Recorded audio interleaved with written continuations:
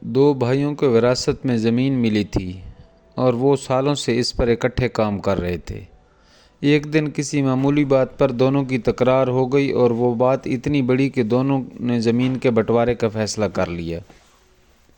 ایک دن بڑے بھائی کے دروازے پر دستک ہوئی۔ دروازہ کھلا تو ایک مزدور کھڑا تھا۔ مزدور کہنے لگا، میں کتنے دنوں سے کسی کام کی تلاش میں ہوں۔ آپ کا دروازہ اس امید سے کھڑکایا کہ شاید آپ کے گھر یا کھیت میں کوئی کام ہو جو میں انجام دے سکوں۔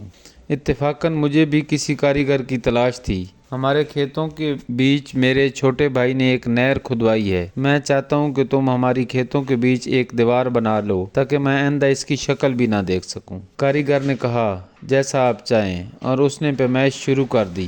بڑا بھائی کہنے لگا، میں قریبی قصبے جا رہا ہوں ایک کام سے۔ تمہیں اگر کام کے لیے کسی چیز کی ضرورت ہو تو کہو تاکہ میں ساتھ لے آؤں۔ کاریگر نے کہا، اس کے پاس سب چیزیں ہیں اور کسی چیز کی حاجت نہیں ہے۔ شام کو جب وہ قصبے سے واپس آیا تو یہ دیکھ کر اسے حیرت ہوئی اور غصہ بھی بہت آیا کہ کاریگر نے دیوار کرنے کی بجائے کھیت کے بیچ بہتی نہر پر ایک چھوٹا سا پل بنا دیا تھا۔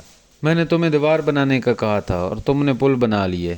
اسی اثنا میں اس کا چھوٹا بھائی دور سے آتا دکھائی دیا۔ نہر پر پل دیکھ کر اسے بہت خوشی ہوئی اور وہ سمجھا کہ بڑے بھائی نے بنوائی ہوگی۔ پل عبور کر کے اپنے بڑے بھائی کے قدموں پر آ گرا اور نہر کھدوانے پر معذرت کرنے لگا۔ اتنے میں کاریگر اپنے اوزار کاندھے پر رکھ کر روانہ ہونے لگا تو بڑے بھائی نے اسے کہا، میری بڑی خواہش ہے کہ تم چند راتیں ہمارے ہاں ٹھہرو تاکہ ہم تمہاری خاطر مدارت کر سکیں۔ تمہاری وجہ سے میرے اور چھوٹے بھائی کے اختلافات ختم ہوئے اور ہم پھر ایک ہوئے ہیں۔ کاریگر نے جواب دیا، میری بھی بڑی خواہش ہے کہ میں آپ کا مہمان بنوں، لیکن ابھی میں نے اور بہت سے پل بنانے ہیں۔ حکایات فارسی سے اقتباس۔